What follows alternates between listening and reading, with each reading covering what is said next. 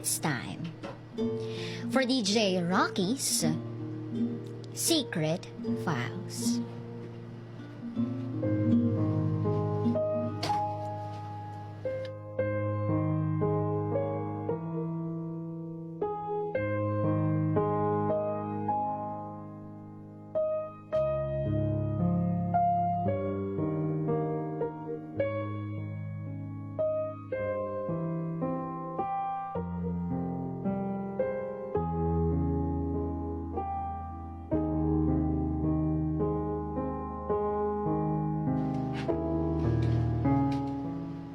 Na-in-love ako sa kaibigan kong lalaki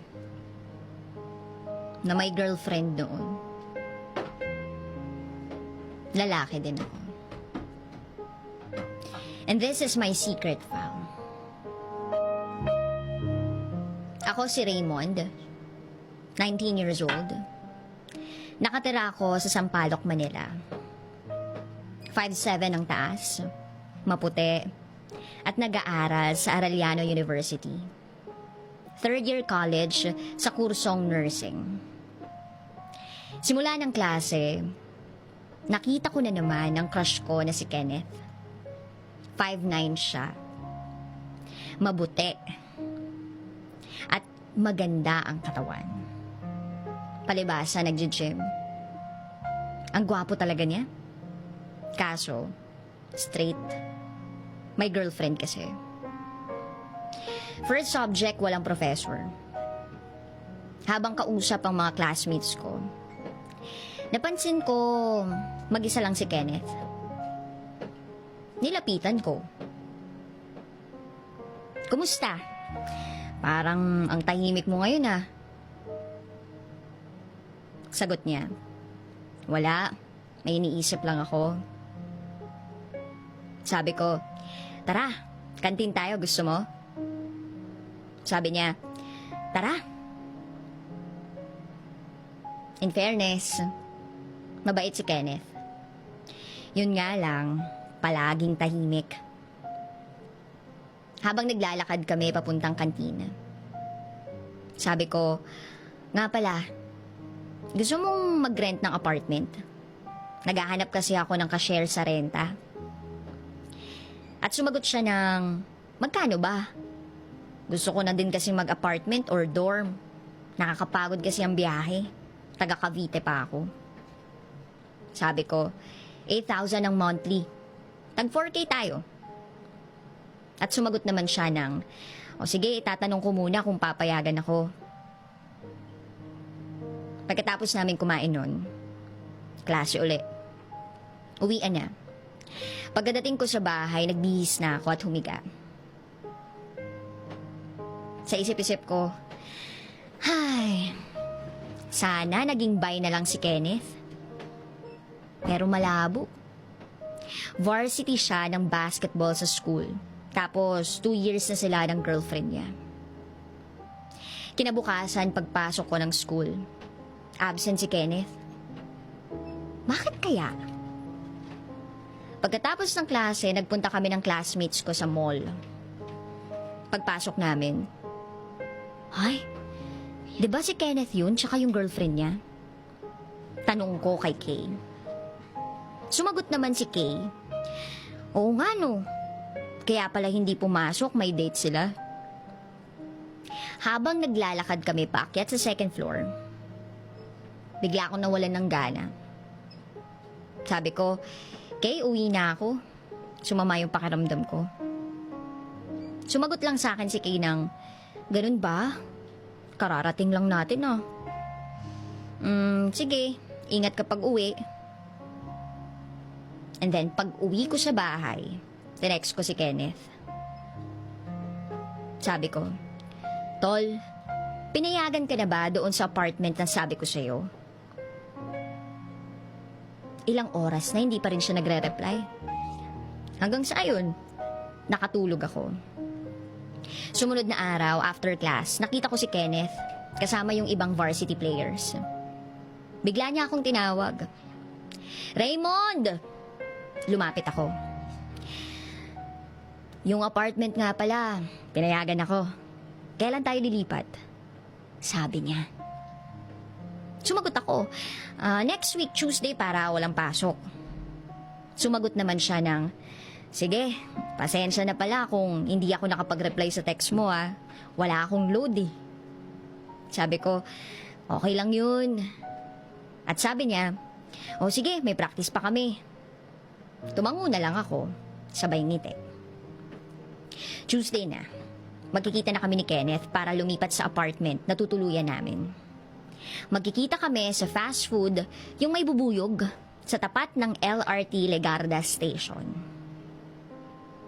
Sabi ko, ay, dami mong dala. Tara na, para makapag-ayos pa tayo. Habang naglalakad kami ni Kenneth papuntang apartment, sabi ko bigla, 2 yung kwarto sa second floor. Tapos CR, sala at kusina sa baba. Tumango lang si Kenneth dun sa sinabi ko. Pagdating namin sa apartment, kanya-kanya kaming ayos ng gamit. Gabi na kami natapos mag-ayos ng sari-sariling kwarto. Hanggang sa inalok ko siya ng mag-dinner muna kami sa labas kasi nagugutom na ako. Sumagot siya ng, ligo muna ako. Pinagpawisan ako, kabubuhat ng mga gamit. Sabi ko, sige ako rin. Pagkatapos mo ako naman para pagkatapos mag-dinner tulog na lang. At ayun na nga, nagsimulang maligo si Kenneth. Habang ako naghahanda na rin para maligo. Habang bumababa ako ng hagdan, siya namang akyat ni Kenneth galing sa CR kasi tapos na siyang maligo. At parang hihimatayin ako sa nakita ko. Totoo ba to? Yung crush ko, nakatapis lang. Kitang-kita yung maputi at macho niyang katawan. May 6-pack na abs pa. Machong braso at balikat. Maskuladong dibdib.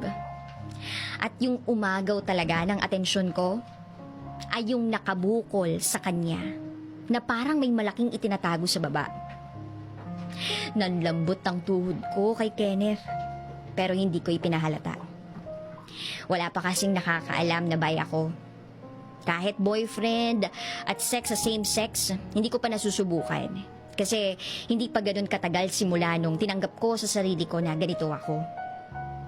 Kaya ang sabi ko na lang sa kanya, ang bilis mong maligo Sabi niya, gutom na kasi ako tol, bilisan mo maligo Sabi ko na lang, sige, para makakain na din tayo. Binilasan kong maligo at magbihis. Lumabas kami ni Kenneth para makahanap ng makakainan. At para akong may kasamang patay. Akala ko kasi sa klase lang tahimik si Kenneth. Yun, habang kumakain, ako na lang nag-start ng conversation. Kumusta na pala kayo ng girlfriend mo, Kenneth? Sabi niya, kami? Ayos naman. Ikaw? Wala akong girlfriend, sagot ko. Nagtaka siya. Talaga?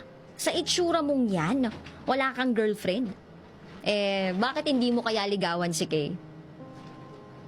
Sabi ko, ay, close friend ko lang yun. Seatmate ko kasi siya, kaya siya yung pinaka-close ko. At sumagot siya ng, ay, tol, huwag kang maingay Nakwento sa akin ni Kay na gusto ka niya. Ligawan mo na. Maganda naman siya Pagkasabi niya yun, sa isip-isip ko, naku, kung pwede nga lang na sabihin ko sa kanya na siya yung gusto kong ligawan, kanina ko pa nasabi sana. Sinabi ko na lang na, talaga? Baka nagbibiro lang yun. Sumagot siya ng, mukhang hindi naman tol. Ngumiti na lang ako. Pagkatapos namin kumain ni Kenneth, bumalik kami sa apartment. Pagod. So, ayun, kanya-kanya ng tulog. Lumipas ang mga ilang araw. Inalok ko si Kay. Sabi ko, Kay, wala naman tayong next class. Punta tayong gym. May laro daw si Kenneth Pagpasok naming gym, patapos na yung game. Ay, nanalo si na Kenneth. Hanggang sa biglang may tumawag sa akin. Hoy Raymond, pauwi ka na ba? Sabay na tayo. Si Kenneth. Sama ka, Kay. Inuman tayo sa apartment namin ni Raymond. Sumagot si Kay na, hindi ako pwede. Kayo na lang, may gagawin pa ako. Sumagot naman si Kenneth ng, ganun ba? Sige, ikaw ang bahala. So, ayun. Sabay-sabay kaming tatlo lumabas ng campus. Humiwalay na si Kay. Tapos, pauwi na kami ni Kenneth. Tol, daan muna tayo ng 7-Eleven ha. Bibili ako ng beer. Sabi ni Kenneth. Nagtaka ako sa kanya. At nasabi ko na lang na, seryoso ka talaga? Sagot naman niya, oo tol, saka wala kaming pasok bukas. Sumang-ayon na lang ako. 10 cans ng beer ang binili ni Kenneth. Tapos sabi ko sa kanya, ay grabe ka tol, patayan ba to? Sabay ngiti. Sagot niya, kaya yan. Mahina ka bang uminom? Bago umuwi, bumili muna kami ng pwedeng gawing pulutan. So, ayun, pag uwi namin sa bahay, sinimulan na namin mag-inom sa sala. 1-on-1. Sabi ni Kenneth, ang bumagsak talo ah. Sabi ko, ay, parang napakasaya mo ngayon ah. Sagot naman niya, nanalo kami sa basketball eh. Sabay ngiti. Hanggang sa napasarap yung kwentuhan namin. Tig-tatlo kaming beer. Tinanong niya ako, kaya mo pa ba? Sinagot ko siya ng, lasing ka na yata eh. At sumagot siya ng, hindi pa ako lasing tol. Okay, huling tig-isang can. Biglang, pag-raise niya nung can, bigla siyang nasuka. Sabi ko, okay ka lang ba? Hindi mo pala kayang uminom ng marami. Pahinga na nga tayo. Atid na kita sa kwarto mo. So, ayun. Parehas kaming gegewang-gewang paakyat ng kwarto. Sabi ko, magpalit ka na ng damit mo. Puro suka. Liligpitin ko lang yung pinag-inuman natin sa baba. Pagkatapos kong mailigpit, tiningnan ko muna si Kenneth sa kwarto niya bago matulog. Aba, nakatulog na siya nang hindi man lang nagpapalit ng damit. Punong-puno ng suka yung damit niya. Naawa ako sa kanya. Kaya naisipan ko, palitan ko yung suot niya. Kumuha ako ng shorts at t-shirt pamalit sa suot niya. Dahan-dahan kong tinanggal ang damit niya. At nakita ko na naman ang maputi at maskulado niyang katawan. Alam mo yung parang model ng underwear yung katawan niya.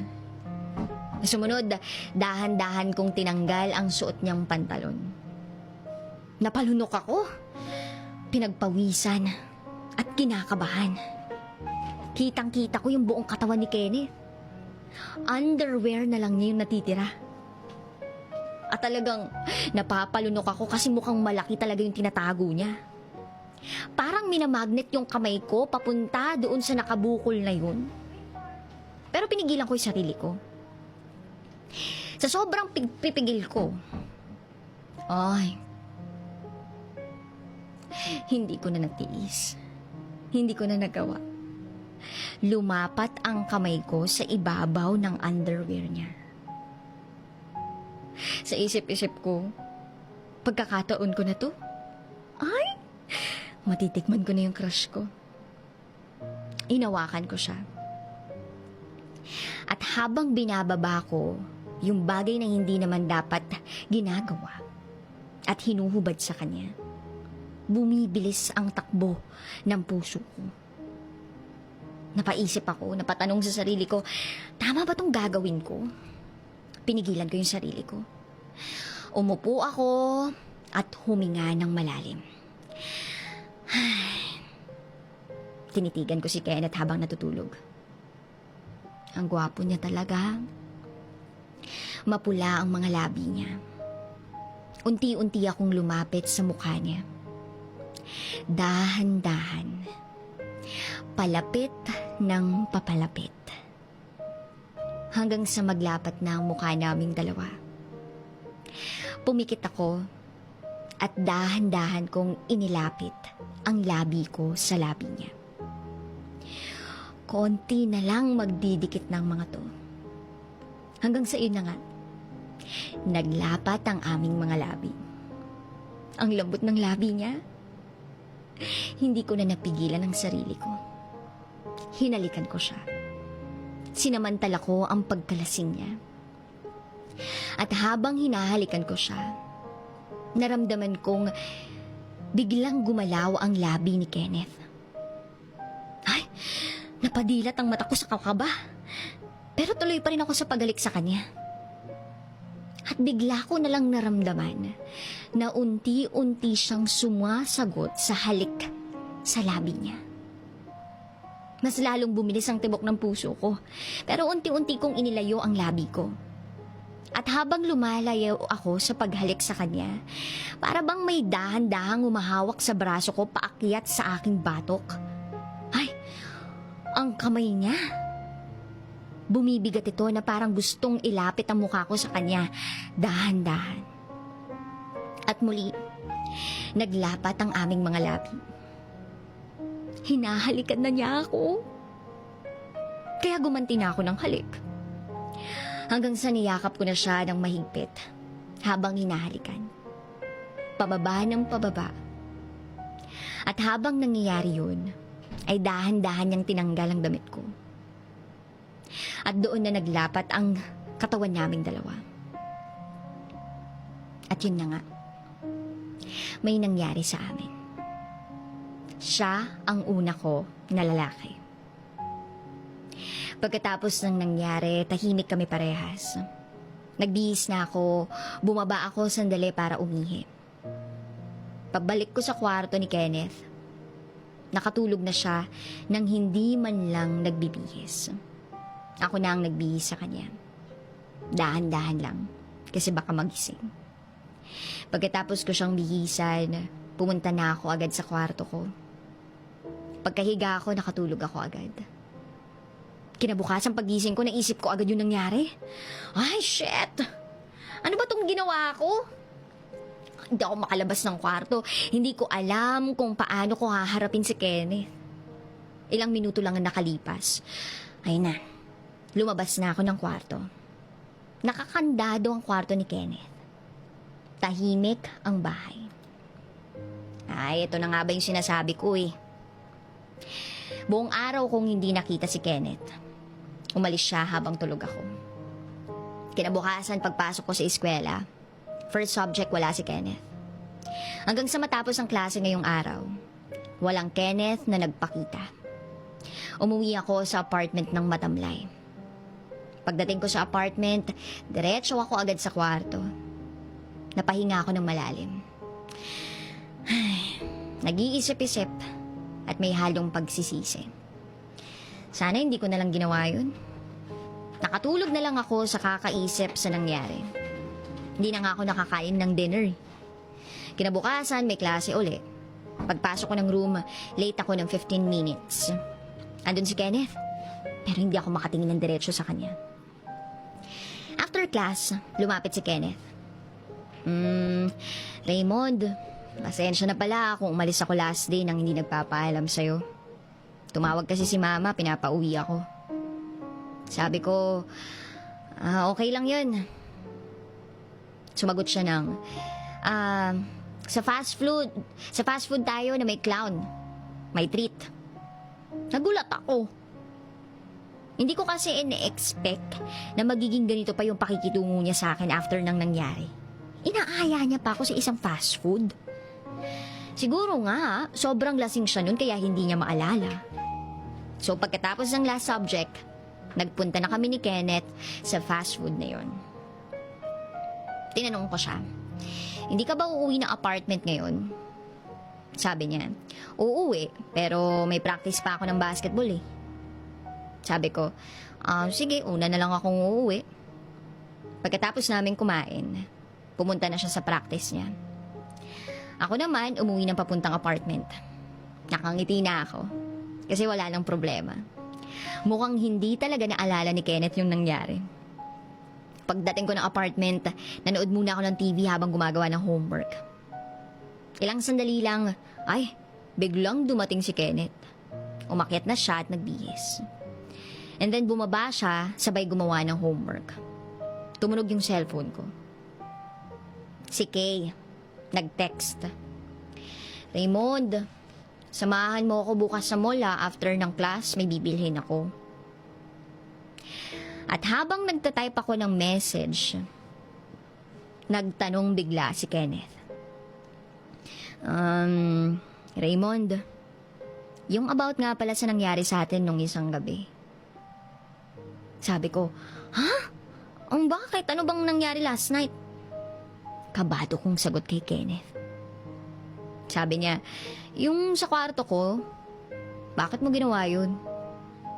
Sabi ko, yung ano? Sumagot na lang siya ng, alam mo na yon, huwag ka na magmaang-maangan. Kotongan kita dyan eh. Sabi ko, natahimik ako bigla. Pinagpawisan at napahinga ng malalim. Yung tingin ni Kenneth, parang may halong pang-aasar. Yun ba? Lasing ako nun eh. Sabay ngiti. Sabi niya, talaga lang ha? Sabay ngiti na may halong pang-aasar sa akin. Sabi ko, bakit ka ganyan makangiti? Parang nangaasar ka. Tusukin kita ng ballpen, gusto mo? Sagot niya, ba't ka napipikon? Tumawa na lang siya. Kuha lang ako ng tubig Habang naglalakad papuntang kitchen, bahagyang nagparinig si Kenneth. Hindi mo alam kunwari ka pa. Naglukot ako ng papel, tsaka ako ibinito kay Kenneth. Pagbalik ni Kenneth, tahimik ang paligid. Tulog na ako, Raymond. Maago papasok natin, sabi niya. Sabi ko, sige, tapusin ko lang to, tapos tulog na rin ako. Umakyat na si Kenneth at natulog na. Ako naman, patapos na sa ginagawa ko. Antok na rin ako, kaya natulog na rin ako. Kinabukasan, may kumakatok sa kwarto ko. Sino yan? Tanong ko habang pikit-pikit pa yung mata ko. Malilate na tayo, bumangon ka na. Nagulat ako. Si Kenneth, ginigising ako para sumabay pumasok. Kinilig ako dun. Teka, sandali. Pagbaba ko, naka-ready na ang breakfast. Nagulat ako. Wow! May sakit ka ba, Kenneth? Tanong ko sa kanya. Sagot niya, niluto ko na lahat. Tsaka tayo na nga lang dalawang magkasama sa bahay, tapos magkakanya-kanya pa tayo. Tara, kain na. Habang kumakain, sinabi ko sa kanya na, magaling ka palang magluto. Sagot niya, talaga? Okay lang ba yung pagkakaluto ko? Sabi ko, oo. Itlog lang naman kasi to, tsaka hotdog. Walang kahirap-hirap iluto. Tapos sumagot siya ng, yan lang naman kasi yung meron sa ref. Kumain ka na nga lang dyan. Pagkatapos kumain, naligo na siya. Habang ako naman nag-aayos ng gamit. After niya, ako naman yung naligo. At pagkatapos nun, pumasok na kami. Sabi ni Kay sa akin bigla, habang nasa school. Uy samahan mo ko mamaya. Sabi ko, sige. Sabi naman ni Kenneth, saan kayo pupunta? Sabi ni Kay, dyan lang sa mall, magpapasama ako kay Raymond. May bibilhin kasi ako. Sumagot si Kenneth ng, pasabay na, pupunta rin din ako dun mamaya Magkikita kami ng girlfriend ko. Sa Letran kasi siya nag-aaral. Natahimik ako bigla. So, after class, pumunta kami ng mall. Pagdating namin doon, naghihintay na yung girlfriend ni Kenneth. Si Kay at si Raymond nga pala. Mga blockmates ko. Nga pala, si Jane, girlfriend ko. Pakilala ni Kenneth sa amin. Sa isip-isip ko, ang ganda ng girlfriend ni Kenneth. Bagay sila. Kaya pala siguro sila tumagal ng 2 years. So, ayun. Umalis na si Kenneth kasama yung girlfriend niya. Habang kasama ko naman si Kay, tinanong ako ni Kay, "Ikaw, Mond, bakit wala ka pang girlfriend?" Sumagot ako sa kanya ng, "Gusto mo ikaw?" Biniro ko lang siya. Sabi niya, "Huh? Sira ka talaga." Ramdam ko naman talaga na matagal na akong gusto ni Kay. Kung ligawan ko kaya siya. Total, mukhang wala naman akong pag-asa kay Kenneth eh. Pagkatapos ng nakakapagod na araw, umuwi ako ng apartment. Wala pa si Kenneth. Mukhang hindi na naman siya makakauwi. Pagkahiga ko sa kama, sabi ko, "I'm home!" And then, bigla ko may narinig ng, "I'm home!" Ay, teka, pamilyar yung boses na yun ah. Si Kenneth yun ah. Tumayo ako sa pagkakahiga at sabay bumaba. Ay, may pasalubong akong pizza mula sa kanya. Kinilig ako. Sobra. Kasi si Kenneth ba naman, pinasalubungan ako? Grabe. Ano ba tong nararamdaman ko? Parang nai-inlove na ako bigla sa crush ko. Sabi ko na lang sa kanya, "Ang bait mo naman, nag-abala ka pa." So, kumain na kami. Hanggang sa biglang nagsalita siya. "Gusto kita." Napatigil ako sa pagkagat ko ng pizza. Ha? Gusto mo ko?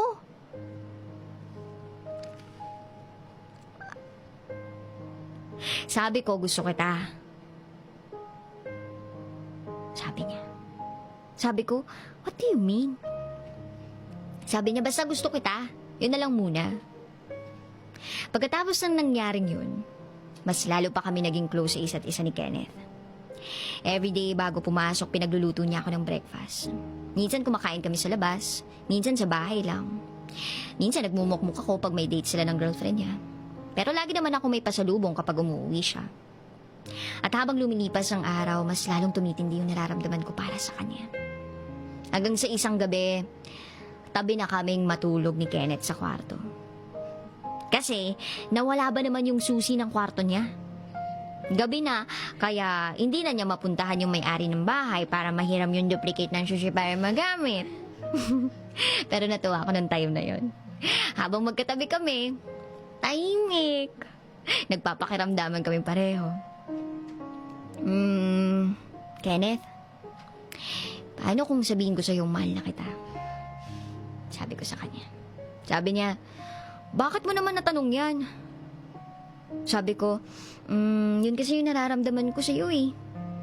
Sabi niya, "Talaga? Bakla ka kasi." Sabay tawa. "Paano kung sabihin ko sa'yo na nahuhulog na rin yung loob ko sa'yo?"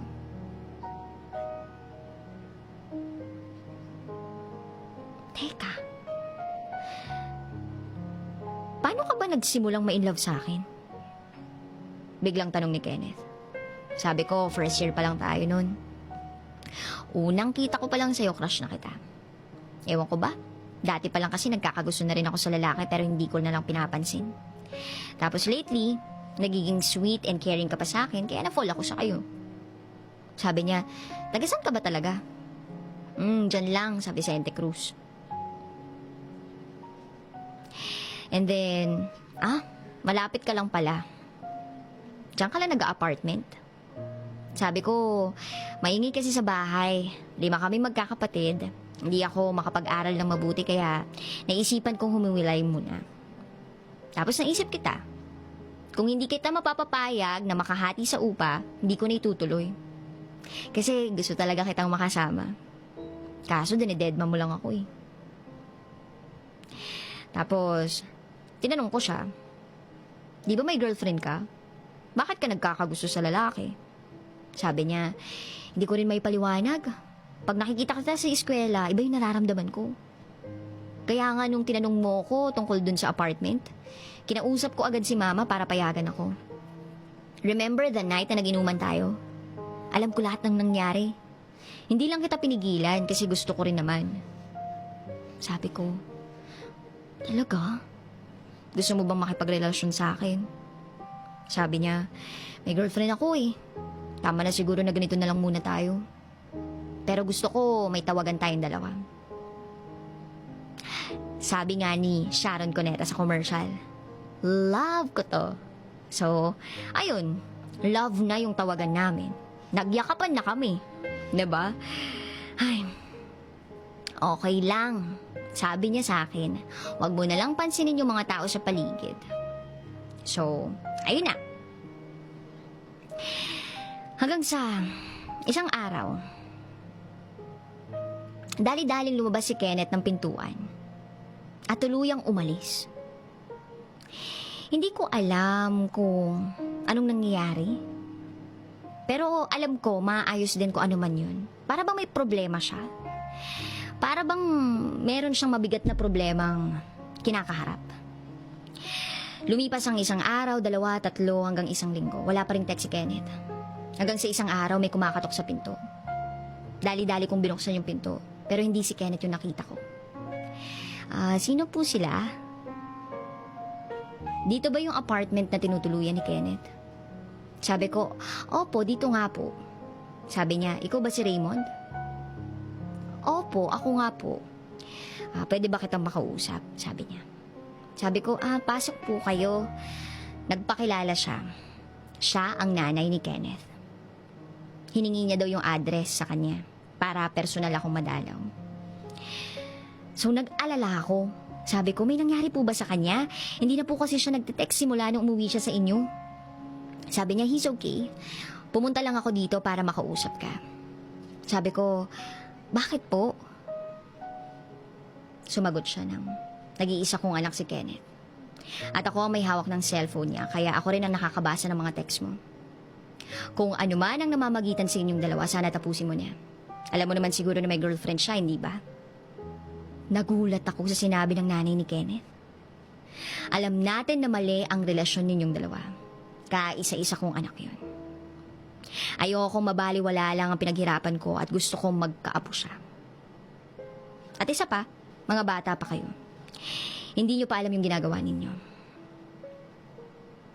Sabi ko, wala pong namamagitan sa amin ni Kenneth. Magkaibigan lang po kami. Sumagot ang nanay niya nang, wag mo nang ikaila.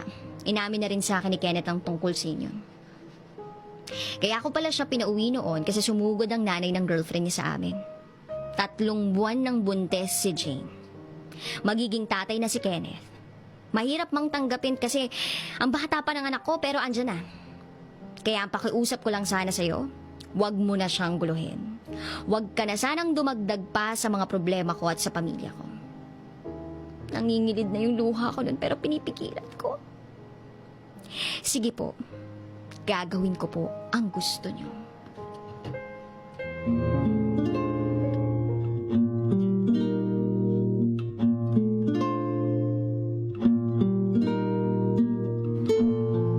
Ano nga ba ang susunod na mangyayari sa kwento ni Kenneth? Sa kwento ni Raymond, sa kwento ni Kay, at sa kwento ng biglang dumating na nanay. Ay, hindi pa tapos ang ating secret file dahil may part 2 pa po ito sa aking pagbabalik. Kasama niyo pa rin po si DJ Rocky Tera and this is Raymond's Secret File.